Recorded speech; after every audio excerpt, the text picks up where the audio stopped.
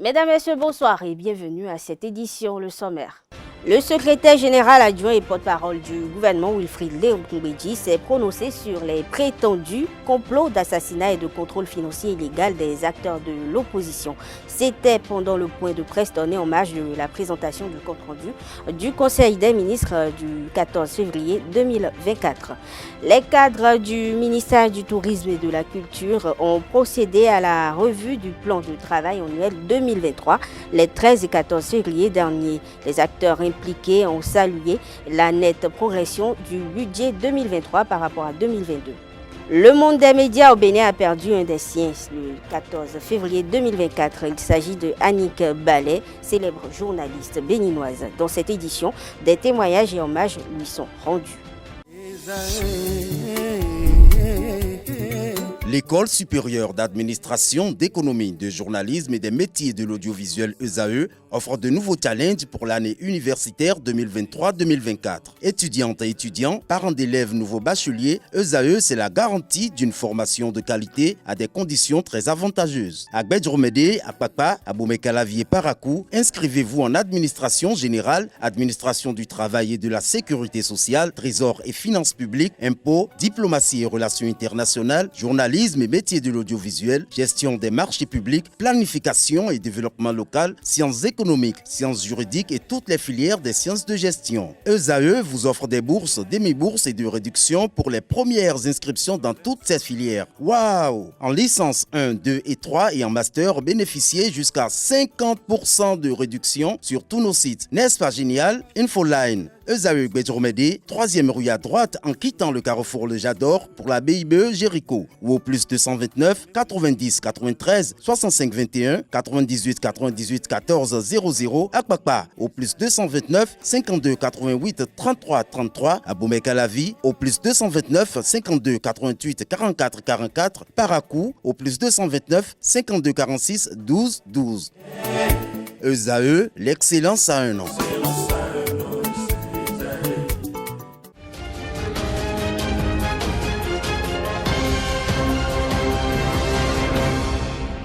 Bienvenue, la journaliste et animatrice béninoise chargée de mission du DGORTB, Annick Ballet, est décédée des suites d'une maladie le 14 février dernier en France. Touchée par sa disparition subite, quelques confrères de la presse l'ayant côtoyé de son vivant livrent leurs impressions au micro de Nosserine Fatoumbi, Francis Fahmi. Annick a forgé mes premiers pas dans la pratique réelle du métier.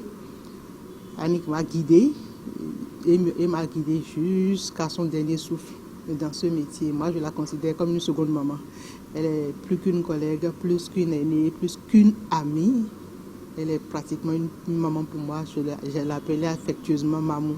Et comme beaucoup de jeunes de ma génération, Annick est cette aînée que nous aimions avoir à nos côtés. Et elle a toujours su jouer ce rôle-là. Elle a toujours su nous tenir par la main, nous tirer les oreilles quand il le faut, parce qu'il faut le dire, c'était une personne très rigoureuse, surtout en matière de travail, et encore plus rigoureuse vis-à-vis des femmes. Parce que pour elle, quand on dit féminisme, on dit droit de femme, il ne s'agit pas de s'asseoir et d'attendre qu'on vienne vous donner la chose comme sur un plateau d'argent, où elle n'est pas de ceux qui pensent qu'il faut faire de la discrimination positive. Tu es femme, tu dois lutter et mériter ce que tu veux. Et si tu le veux, parce que là, la volonté est primordiale chez elle aussi pour évoluer. Il faut avoir de la volonté. Elle le demande, elle l'imprime à tout bout de champ. Si tu le veux, alors si tu le veux, travaille pour l'avoir. Tout ce que j'ai pu réaliser, franchement, de façon professionnelle dans ce métier, je le dois à Annick Ballet. Femme de caractère, de principe, une personne, je peux dire souveraine, parce qu'elle exprime ce qu'elle pense. Elle n'aime pas l'injustice. Pour peu que je sache d'elle, c'est une personne de contact conviviale. Annick Ballet est ma grande sœur. Avant même de venir à l'ORTB,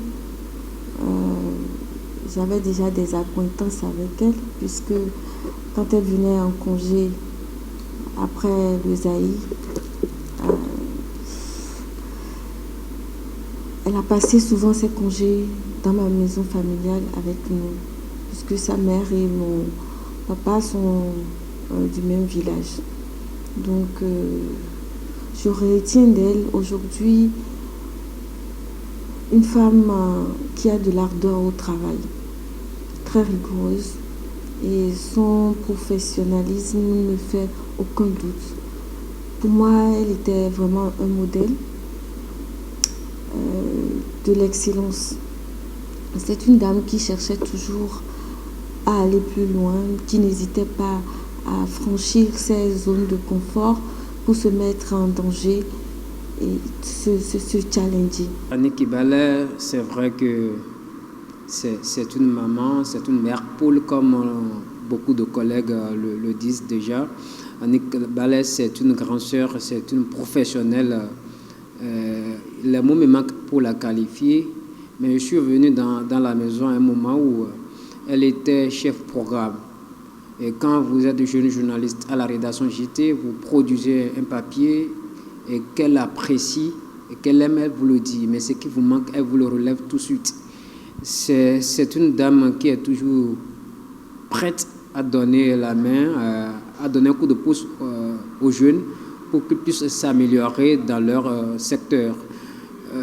Quand bien même elle était partie du service programme, elle est devenue chargée de mission au niveau de la direction générale. Toutes les fois où on passe sur la matinale ou sur l'émission, la parenthèse qu'elle a créée d'ailleurs, quand vous avez des difficultés à l'antenne, elle le sait tout de suite. Elle vous appelle. Je sais que tu n'es pas du genre. Sûrement tu as des soucis. Quand cela arrive, voilà comment procéder pour s'en sortir.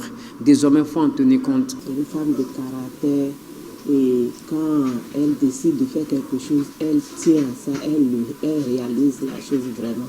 Donc c'est ce que je retiens de cette dame-là.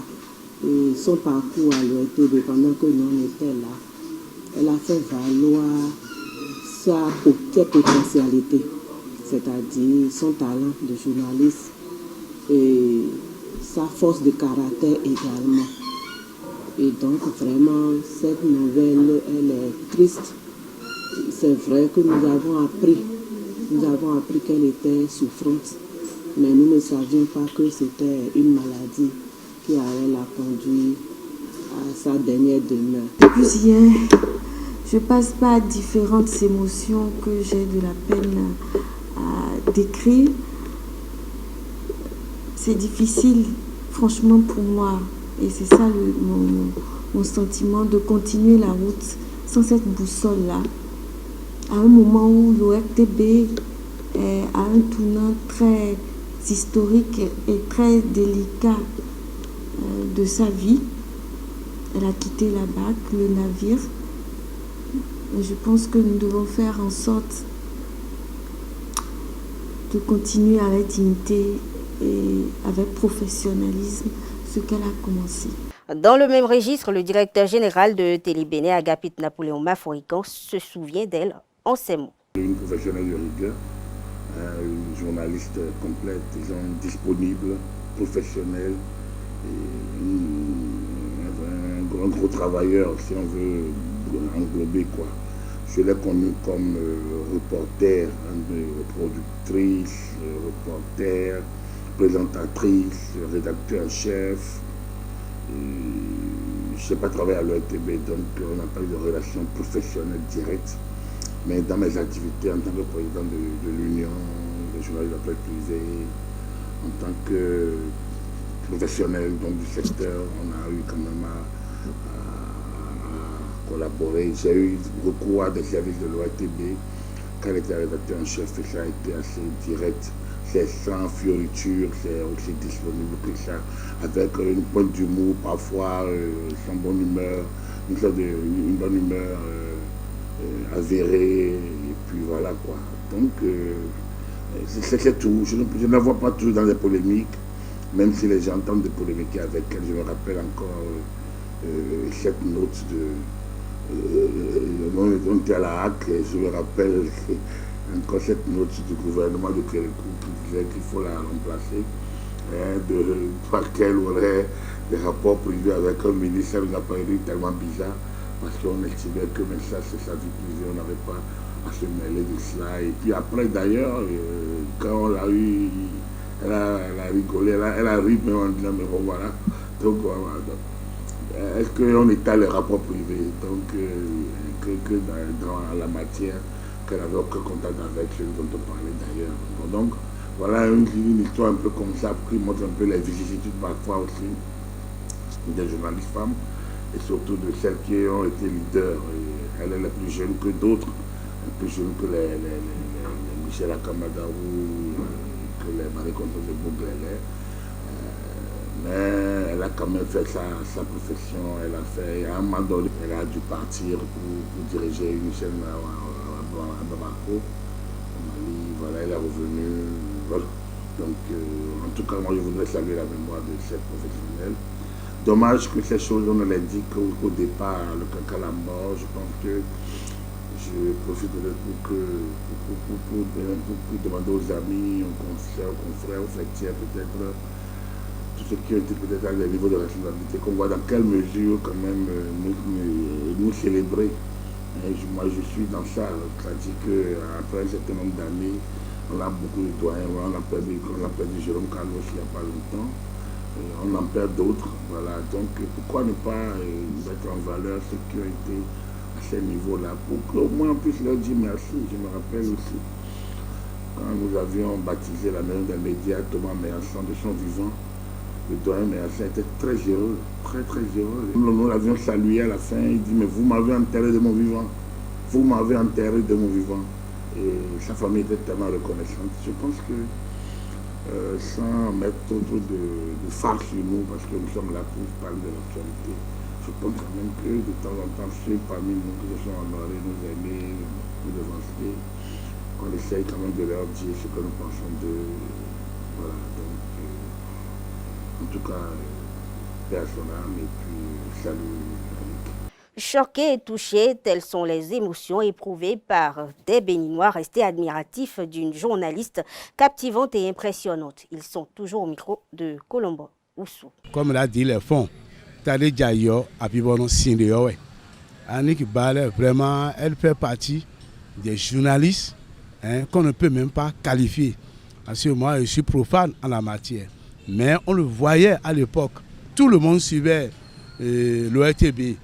C'est une dame, vraiment, elle est charmante. Elle s'est donnée à la chose. À l'époque, les Dédégbé, les Félix, les Insek ou bien les Djancha et consorts. C'est ce matin que moi j'ai vu les journaux. Sa photo, vraiment, j'ai dit, s'il faut perdre ces valeurs, vraiment, c'est triste. C'est triste d'être parti avec toute cette connaissance, cette intelligence. Je ne sais pas si elle a confié ça à comment dit-on, à son collègue, je ne sais pas.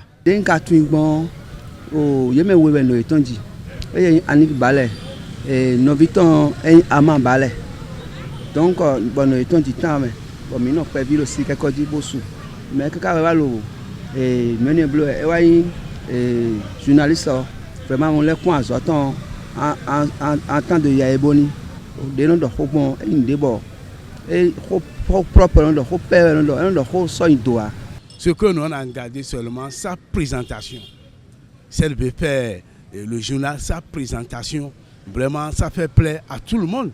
Annick Bale. Ce que j'ai rappelé, elle a fait un débat, elle a animé un débat avec l'ancien chef d'État, je crois c'est Thomas Bolignaï. Elle a été quand même France Direct. Elle a quitté l'ORTB pour se rendre au Mali, où elle a dirigé une chaîne internationale là-bas. Là. Depuis ce temps, moi, je n'ai plus de ces nouvelles. Et c'est ça, moi, qu'on apprend, c'est triste. Ma on a coupé par le titon. Ben non, on a tué fiton les cédos, vidé les cédos. Ma on a bleu fiton les soirs. Et on a à fort noter. Pour famille ici voir que la terre soit légère. Carlos aussi vient du parti. On va leur souhaiter seulement que la terre vraiment leur soit légère. Elle a suivi Jérôme Carlos. Bon, que l'au-delà soit meilleur pour eux, qu'ils essaient de créer aussi du journalisme. Si vraiment on se voyait après la mort, Ils n'ont qu'à créer une bonne presse qu'ils ont fait ici. Longtemps journaliste présentatrice vedette télé, Annick Ballet est décédée, comme je l'annonçais, des suites d'une maladie le 14 février 2024. Quel est le parcours de cette vedette de télévision? Élément de réponse à travers ce portrait que vous propose Colombe Oussou.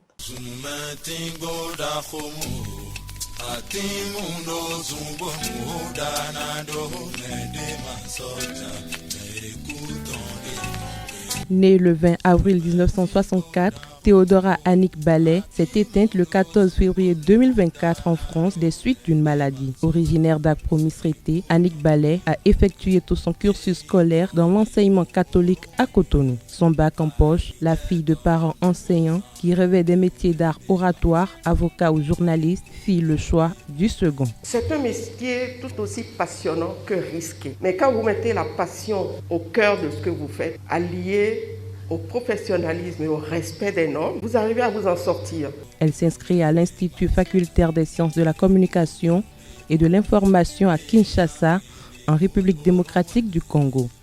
Après sa formation, elle fait ses débuts comme présentatrice du journal à l'Office zaïrois de radiodiffusion et télévision, la télévision d'État sous le régime de Mobutu. De retour à Cotonou, Annick entame un stage à la télévision nationale pendant les années Braise, 1989 à 1990, période trouble de la fin du régime révolutionnaire de Kérékou. Je suis venue à l'ORTB pour un stage et cela tombait pile poil dans les années 90 où ça chauffait à Cotonou. Donc, on a été sur la marche de Kérékou, on a été à Saint-Michel, où on lui a jeté la pierre. Donc, mais ça a plu. À un moment donné, j'ai dit c'est une première expérience, on continue. Un an plus tard, après la conférence nationale, elle est recrutée et devint agent de l'ORTB en janvier 1991. Madame, Monsieur, bonsoir. C'est un plaisir de vous retrouver et de vous savoir au rendez-vous de ce plateau spécial. Avec sa prestance, sa bonne diction, Annick est tout de suite positionnée comme présentatrice du journal de 23 heures. La jeune journaliste se fait remarquer par un style vestimentaire audacieux, se présentant à l'écran en chemise et cravate. De l'édition de nuit, elle passe aux 6 heures, puis aux 13 heures. Elle va rester présentatrice 17 ans durant, tâchant d'innover à chaque fois grâce à sa grande culture. De 2016 à 2017, elle fut chef service production à la télévision nationale. Du 1er janvier 2018 à avril 2021, elle fut chef service programme. Ce poste qui lui a permis de créer plusieurs émissions, par exemple La Parenthèse. Le rendez-vous de midi, Mode rétro, Route, Round-up. En avril 2021, elle fut appelée au poste de première chargée de mission du directeur de l'ORTB. Annick Ballet était rédactrice en chef avant de se retirer momentanément pour diriger la chaîne panafricaine Maïcha TV. En avril 2024 prochain, elle allait boucler ses 60 années de vie et le 1er mai, elle allait boucler la boucle d'agent de l'ORTB pour faire valoir ses droits à une retraite méritée. Un parcours sans surprise pour celles dont les modèles dans le métier sont les Français, Henri Sagnier sur France 3, ensuite Christine Ocran sur France 2, Anne Sinclair, Bruno Mathieu. Annick Ballet a eu la chance de couvrir de grands événements politiques au Bénin, synonymes de rencontres et d'entretiens avec des personnalités de renom. Entre autres, Brutus Gali, secrétaire général de la francophonie, l'animal politique Albert Evouedre. Annick Ballet a aussi couvert de grands événements en Afrique de l'Ouest, notamment au Burkina Faso, au Togo, lors des élections après le décès d'Eyadema le père. Figure inspirante en matière de journalisme au Bénin, Annick Ballet avec Dakoudi Lucien faisait également le tour des commissariats de Cotonou pour avoir de l'information.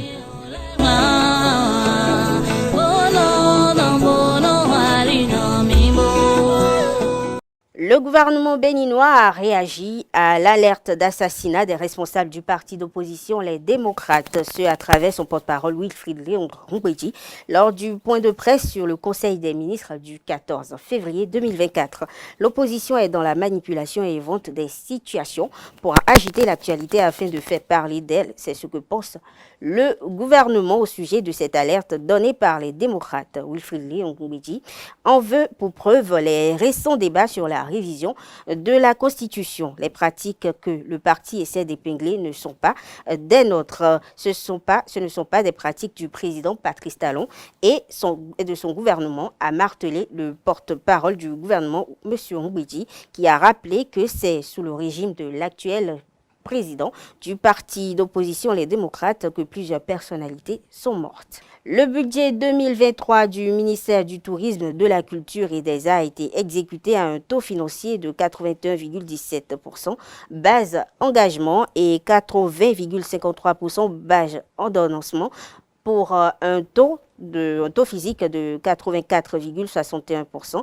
Au 31 décembre dernier, les chiffres ont été révélés lors de la revue du plan de travail annuel 2023, les 13 et 14 février dernier. Et il faut noter que les acteurs impliqués ont salué cette avancée et ont également pris des résolutions pour aller plus loin en 2024. Un navire marocain est à Cotonou pour évaluer les stocks halieutiques du Bénin. Il s'agit du navire Al-Hassan Al-Maraki. La cérémonie officielle de lancement de la campagne d'évaluation a lieu ce 15 février 2024 et serait présidée par Mohamed Sadiki, ministre de l'Agriculture, de la Pêche maritime, du Développement rural et des eaux et forêts du Maroc, et son homologue du Bénin, Gaston Dossoui. Notons que c'est dans le cadre de la coopération technique et scientifique entre le Bénin et le Maroc. Autre élément dans cette édition, dans la journée du 14 février 2024, 3 présumés cybercriminels ont été arrêtés par la police républicaine à Boycon, dans le département du Zou. Lors de cette opération, la police a confisqué plusieurs objets d'origine douteuse. Les impliqués ont été amenés à l'Office central de répression de la cybercriminalité. Ils seront bientôt présentés au procureur spécial près la Criette. La chanteuse béninoise, promotrice de la musique tradimoderne Sedami, s'est découvert une autre spécialité qui impacte son œuvre. Elle s'est confiée au micro de Carles Kitome au détour d'un entretien. Suivez plutôt. Naïk Benumi Bonado, Enoyomido Sedami, Demitu, Bomebitu, Edjoué. Boy Bédion, Reine Mère Wagon Hiko Sedamio. Reine Mère Gona, Rock Bemi Wachi or Bemi Wamiton, Azori Wayro, Mau Mavon Vogon, Boduna Blue, Bello Mefi, Mission de Wenrewa, Mission no Zombo, Big Bossy Kochi, Ewagon Sedamio, Ben Reine Mère. Go, Edo, Edio. Body of Vono de Wea. Au ronron de Merin, ron de Rinsi Seme or Gon in Cossedamion, Bero Ren me Sedamion anyway. Body de me connaissez bon. Ren me Sedami, Ren me Sedamion, no Jiran, Monoclon to. No hon parité. No sozeni miton lo. Mono soyo vosi, no let de me. Bono ho, by zeni modern. Bon cano le doué tam. Yon we doué tam. Bon, mais de là aussi c'est ouais do. Ren me se dame yo goni ko. Et alors, n'tedo e de bodomo. Ren me se dame yo. No no ren me yo. O yon de ma ou na che. Yon de ma ou na pouvoir. Bon yon ne rien. Et na do nu ye wele. Bona bio nu. Bona savonu ye. Bon nous débat beto de ro pe me fio. Mais on a blo, mais on a mo. Nyon de ma una che. Bon bon yon ne jio. Azon, de yan azon. Bon mo ro beto ma si gbo a. Ma o ren na gbon yon ne jibo gbo. Yi comme coton ren mer. Hors du Bénin, plus précisément au Togo, après sa sortie de la CEDEAO, le Niger veut accéder à la mer grâce Au Togo, à cet effet, le ministre togolais de l'économie maritime a reçu mardi dernier à Lomé une délégation ministérielle nigérienne. Les discussions se sont axées sur les possibilités du transport de marchandises nigériennes via le port autonome de Lomé. À l'occasion des échanges, le colonel-major Salissou Maman Salissou, ministre nigérien des Transports et de l'Équipement, a salué l'appui déjà apporté par le Togo et il a également indiqué l'importance de surmonter certains défis, notamment le traitement du corridor et les questions de sécurité soulevées par les acteurs économiques du Niger. Selon Edem Kokou Tengue, ministre togolais des Transports, cette rencontre traduit la volonté des autorités togolaises de simplifier le transit des marchandises pour le peuple nigérien. Autre actualité internationale, le président ghanéen Nana Akufo-Addo a procédé à un remaniement ministériel mercredi 14 février 2024. Dans le cadre de cette réorganisation, plusieurs ministres, dont celui des Finances Kenneth Ofori-Atta, ont été démis de leurs fonctions. Le désormais ex-ministre des Finances Kenneth Ofori, il faut le rappeler, a fait l'objet d'une vive polémique depuis le début de la crise économique que traverse actuellement le Ghana. En France, les présidents français Macron et ukrainien Volodymyr vont signer vendredi 16 février à l'Élysée un accord de sécurité entre les deux pays. La présidence française l'a annoncé ce jeudi. Elle rappelle que cet accord fait suite aux engagements pris en format G7 en marge du sommet de l'OTAN à Vilnius en juillet 2023. Il faut rappeler que les dirigeants de l'OTAN n'avaient alors pas fixé de calendrier pour une adhésion de l'Ukraine à l'Alliance Atlantique aux grandes dames de Kiev. Mais les pays du G7 s'étaient engagés à lui apporter un soutien militaire sur le long terme, afin de l'aider à combattre l'actuelle offensive russe et dissuader Moscou de toute attaque future contre son voisin. Une dernière information pour clore cette édition. L'ONG Bivebest organise depuis mercredi 14 février la 3e édition du village du marathon Bivebest à la place de l'Amazone de Cotonou. À l'occasion, Nino Joyeux Aroudjinou, président du conseil d'administration de l'organisation, dans le programme intégral. Propos recueillis par Anaël Dou. Nous avons une marche de 10 km qui démarre à 7h50. Une course de 5 km pour les personnes handicapés en tricycle qui démarre, comme vous le voyez, à 7h45. Ensuite, nous avons une course simple, normale, pour les jeunes et pour les moins jeunes qui le souhaitent, qui démarre à 7h30. Une course de 10 km qui démarre à 7h15. Le 21 km, le semi-marathon qui démarre à 7h00. Et la course reine, les 42,195 km qui démarrent à 6h45.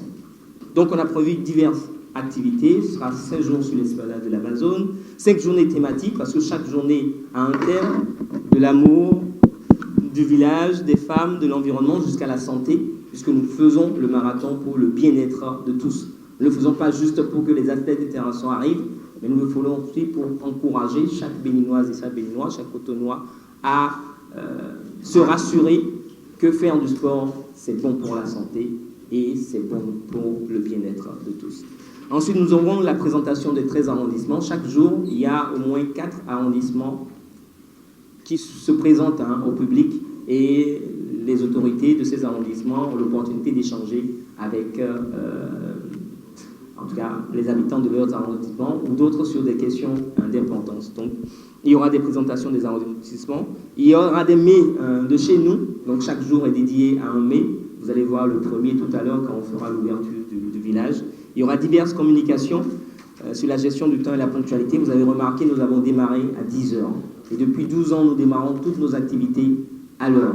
Donc, et nous sensibilisons à travers chacune de nos activités à ce que cette valeur importante soit généralisée. Donc, nous démarrons nos communications avec ça. Nous allons parler aussi des opportunités de la NPE, la NPE qui est un partenaire très important, que j'avais oublié de citer tout à l'heure, d'importance, qui est à nos côtés depuis la première édition et qui croit en nous. Et comme nous rassemblons des jeunes aussi et diverses personnes au cours de ces activités, la NPE, c'est une occasion de pouvoir aussi passer le message des opportunités pour que plus de personnes profitent de cette opportunité. Nous avons une communication sur le Vaudou. une communication sur l'environnement et sur le bienfait aussi de la marche de l'activité physique pour la santé. Et nous aurons 5 soirées exceptionnelles, j'en parlerai peut-être plus tard. Si vous arrivez sur le village, nous allons vous rappeler que dans chaque village, il y a un arbre à parlable. Donc nous avons toujours une zone dénommée l'arbre à parlable, où vous avez quelques sièges pour vous asseoir à l'ombre et raconter des choses. Parce que, comme je l'ai dit tout à l'heure, c'est une occasion pour nous, dans une ville, de rappeler le village et de pouvoir emmener les gens à faire des choses intéressantes comme fait tout. C'est vrai que l'installation à la place de l'Amazone nous a amené à faire certains ajustements, parce que le village ne respecte pas les standards, mais on a trouvé des justes milieux pour pouvoir quand même mener l'activité. Vous allez apprécier tout à l'heure lors de la visite. Ensuite, dans le village, nous avons un stand que nous dénommons le stand d'Idioro Padonou. En fait, c'est l'école du village où les jeunes qui viennent et qui n'ont jamais été au village, qui n'ont jamais vu au village, on a des photos, on a quelques éléments pour leur dire ce que c'est. Nous avons un espace photo, nous en avons plusieurs. Cette fois-ci, nous en avons 2, je pense. Vous les verrez tout à l'heure. Mesdames, Messieurs, nous sommes à la fin de cette édition. Merci de l'avoir suivi. Bonne soirée à toutes et à tous.